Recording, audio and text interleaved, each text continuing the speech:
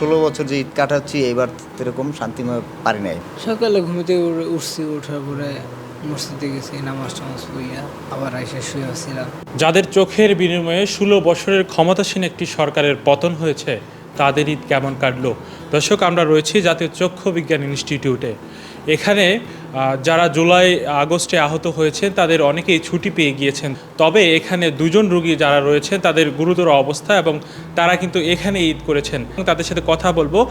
গতকালকে ঈদের দিন গিয়েছে এবং তারা সারাদিন কিভাবে কাটিয়েছে। আমাদের কাছে তেমন মনে করেন আর্থিক পয়সা ছিল না যে ঈদটা ভালোভাবে কাটাবো। আর তাছাড়া কালকে মনে করেন ঈদ, মনে হয় না যে একটা ঈদ যেই যাচ্ছে।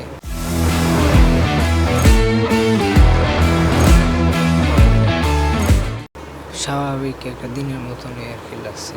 আম্মু আসছিল বিকালে আসে আবার চলে গেছে। আম্মু চাকরি করে এখনকার, আগে আগে বসে থাকতো। আগে আমি চাকরি করতাম আর কি, আমি আগে আর কি পুরো ফ্যামিলিটা আমি চালাইতাম, আর কেউ চালাইতাম না। আম্মু অসুস্থ তো, সেই জন্য মনে করেন আম্মুরকে চাকরি করতে দিতাম। আম্মুর হাঁপানি আছে তো, বাড়ির কাজ করতে পারে না। আমি আহত হওয়ার পরে কতদিন পরে থেকে আর কি চাকরি করে। সকালে ঘুমিতে উঠছি, ওঠার পরে মসজিদে গেছি, নামাজ টামাজ পড়িয়া আবার আইসা শুয়েছিলাম। শুয়ে এদিক দিয়ে হাসপাতালের ভিতর দিয়ে আর কি ঘুরে পরে আবার ঘুমাইছিলাম। সকালে নাস্তা হইল গিয়ে আপনার দুইটাই যে কাটা রুটি ছিল, কাটা রুটি আছে, কাটা রুটি দিছিল, একটা ডিম দিছিল, আর হইল গিয়া জেলি দিছিল। সেমাই হাসপাতাল থেকে অল্প একটু দিছিল, আর হইল গিয়া বিরিয়ানি দিছিল হাসপাতাল থেকে। মোহাম্মদ সাগর 5 তারিখে হয়েছি বাইপেল সাগরের ওখানে।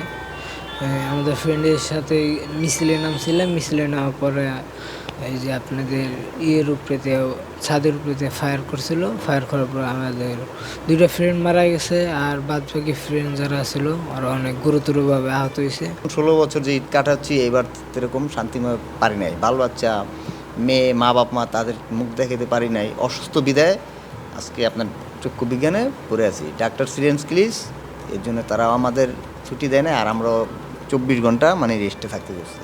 সর্বপ্রথম এক আমার আহত যোদ্ধা ভাই, তার নাম শাকিল, সেই 2 দিনের পরিচয়। আমি এর আগে তারে দেখি নাই। সে সর্বপ্রথম শ্যামাই নিয়ে এসছে, লাট্টু নিয়ে এসছে।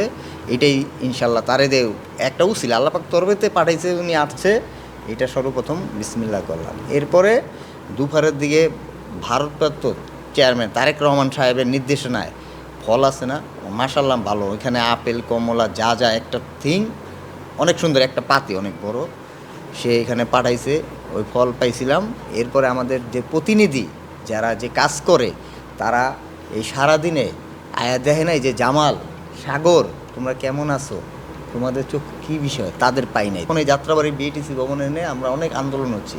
সর্বপ্রথম এটা হলো 18 জুলাই, ভয়ঙ্কর রূপ, সেই ফুটেজে অনেক কিছু দিকে আছে।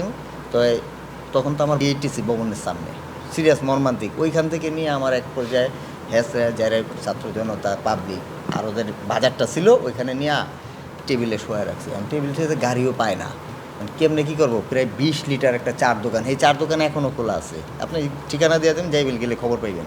ওইখানে চালা এমন হেল্প করছে, এর তো বাঁচাইতে হইব, মরলে তো মরবো। যার তার পানি 20-40 লিটার পানি আমার ঢালছে। সে আমার একটু কইতাছে যে আপনি পানি যত পারেন খান, রক্ত থামাইতেলে। আমি যে বাচ্চা আছি, এনে গুলি বাঁচার কথা ছিল না, আল্লাহ বাঁচায় রাখছে, বাচ্চা আছি, আল্লাহ পাকের ইচ্ছা। পরিবার আছে, 2টা মেয়ে, হ্যাঁ, একটা বয়স 13 বছর, হিফজুদে পড়াই, এখন পড়াতে পারছি না, আর্থিক অনেক খারাপ দেখে। আরেকটা হলো আমার মার কাছে, বাবা মৃত, এটা হলো যাত্রাবাড়িতে থাকি। হ্যাঁ, স্ত্রী আমার পাশে আসে সর্বোচ্চ, তাই বিপদের বন্ধু একজনই পাইছি। মায় অসুস্থ, বইলে উঠতে পারে না, বাবা মৃত,